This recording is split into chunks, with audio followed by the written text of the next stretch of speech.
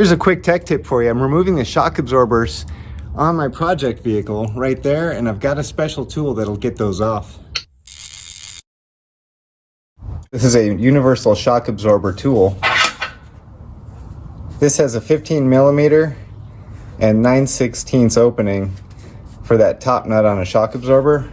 And to hold the shaft of the shock absorber, we've got two adapters that have that special oval-like shape with two flats on it. Let's take it over to the car and I'll show you what I mean. Here's the shaft of the shock absorber.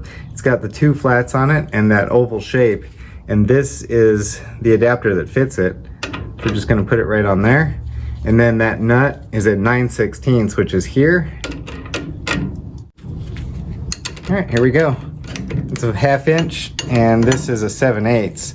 So we're just going to work against each other, and that's it. You can loosen that nut and that shaft won't spin.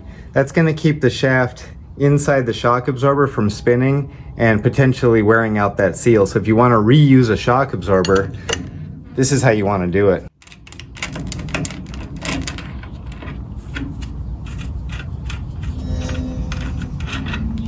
There we go.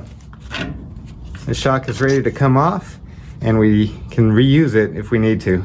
All right, I hope you found this helpful. I'll see you next time. Thanks for watching.